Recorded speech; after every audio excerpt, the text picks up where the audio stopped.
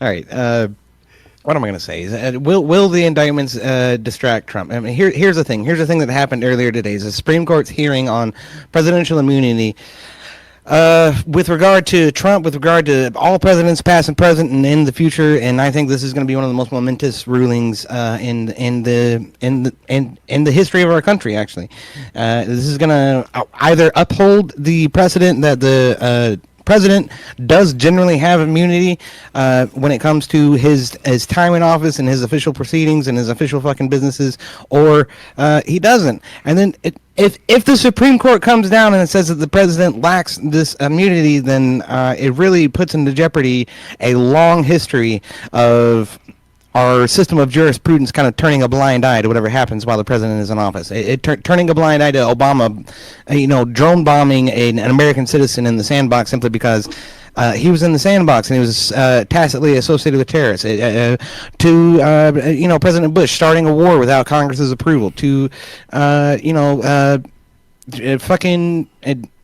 Trump, okay, fucking bombing Syria without congressional approval. Yada yada yada, going down the line, okay. When it comes to the idea that they're going to uphold presidential immunity, I think that's going to have huge implications for these quote-unquote 91 indictments, which are primarily witch hunts over stupid fucking garbage. One of the big things that I brought up earlier was the Her report and the classified documents bullshit. It's plain as day that there is an absolute double standard in the DOJ when they look at Joe Biden and they say, yes, we found wrongdoing. Yes, this goes back to the 70s. Yes, Joe Biden is absolutely fucking guilty of all these things. But you know what? A jury's probably not going to convict him because he's old and he's senile, and they're going to be sympathetic to his plight and his plot as an elderly, sympathetic man. In other words, he's not competent enough to stand trial, but he is competent enough to lead our country. I'm sorry, that doesn't fucking track. The shit doesn't make any sense. So, it's just a disgusting thing. It really is, to sit here and think about what's happening to Trump. The fact that 90% of it is bullshit. Okay, it's not illegal to pay hush money to somebody to shut them the fuck up. It's not illegal to find loopholes in your taxes, and it's not illegal for a president to walk out of the White House with fucking classified documents. Every single president prior to Trump has done this. Suddenly, when he does it, it's the fucking worst thing that's ever happened in the history of our fucking country. Not to mention the fact that, mind you, Biden's documents he forgot about because he's fucking senile. They were in a fucking dilapidated cardboard box in his fucking garage, okay, and then Trump actually had a skiff. So when you look at this stuff, and a skiff that was certified by like the National Security Agency and shit, you know what I'm saying, or the FBI or somebody along those lines. God, there's so many. We need to get rid of a few. Anyway, what's happening to Trump is a gross miscarriage of justice. I think the Supreme Court ruling that's coming down is going to absolutely fucking support that, and then most of these indictments are probably going to go away because of that. In addition to that, yes, the president has the ability to pardon himself. I don't think there's any precedent or any legal lees that you can spin to say that doesn't exist. And is it expressly spelled out somewhere in the Constitution? No, but the president does have the sole authority to pardon. Of course, why wouldn't he be able to pardon himself? And of course, that is the premise behind presidential immunity in the first place, which is why presidents have never had to deal with this level of fucking persecution or prosecution in the history of our entire fucking nation. So, there you go. Mr. Connor? Yeah, I'll try to keep it short and sweet. Yes, it's going to give him a headache. Yes, he should maintain the ability to maintain the pardon. I don't think screwing over Trump is worth screwing over the entire system of governance.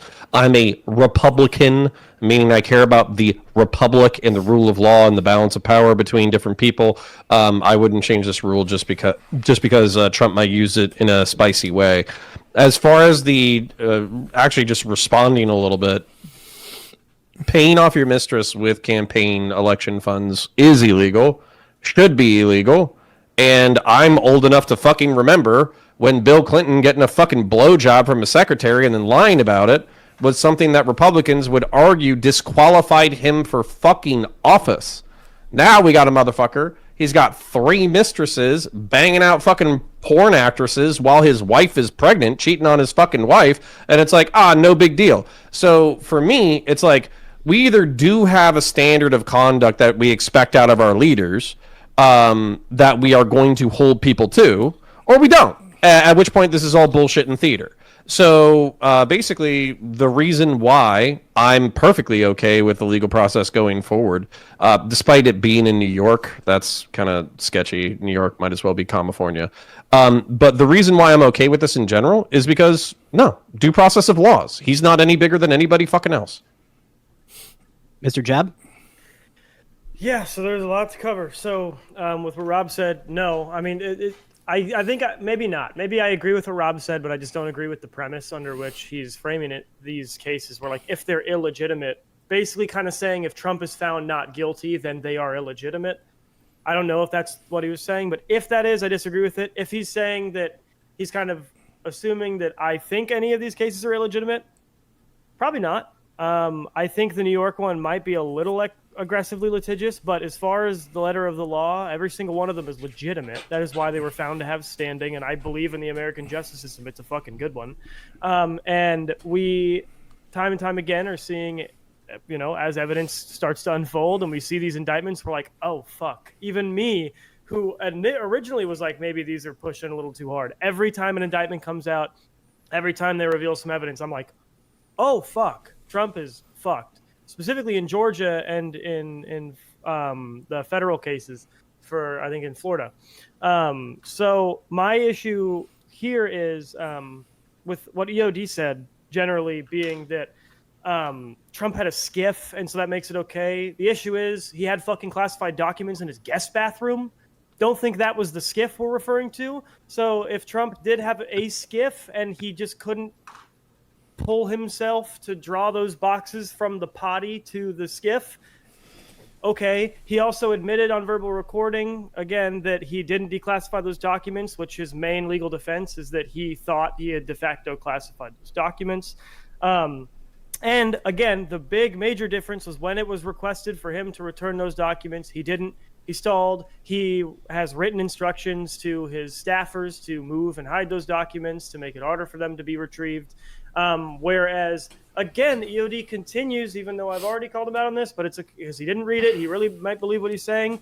Her report does not show that Biden was guilty. It acknowledges that guilt implies intent and that he did not meet that standard of intent time after time after time. And Donald Trump isn't being convicted for taking home documents like any other president did. He's being convicted for not returning them. And then he has the legal defense or not being convicted, being charged for not returning them. And his defense against that is I declassified them on the way out because simply by moving them, I declassified them. But we have an audio recording of him admitting that's not the case, which again, Rob Noor brought up that Biden said something kind of similar, which he really kind of didn't.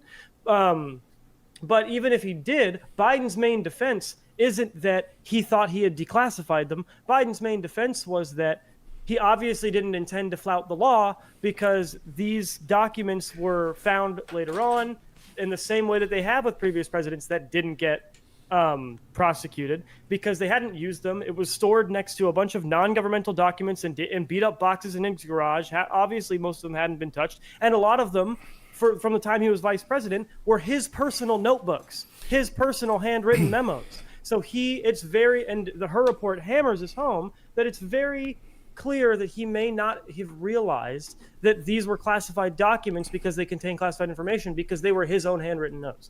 So in terms of whether Trump will be able to pardon himself, that's the last and the easiest thing. He would only be able to pardon himself for the federal charge. As far as the Georgia case, which is equally strong, I think, maybe not equally strong after that audio recording, but similarly strong, he won't be able to pardon himself for that. And I think Trump, when he is convicted of some of these crimes, might be disqualified for office. I think this immunity case is important, not like EOD is saying. This Supreme Court case is not about whether the president has blanket immunity for issues involving his official functions as a president. It is, where does the line of official functions as president end? And can you just say, because I was president when I did this, it was an official function as president? That's what this case is about. And so it's not that big of a deal. If he gets off based on it, it's not a great precedent. If he is not allowed immunity, I think that's probably the proper ruling, because it didn't seem like he wasn't acting as president. He was the president acting as a fucking dickhead trying to incite a riot at the Capitol.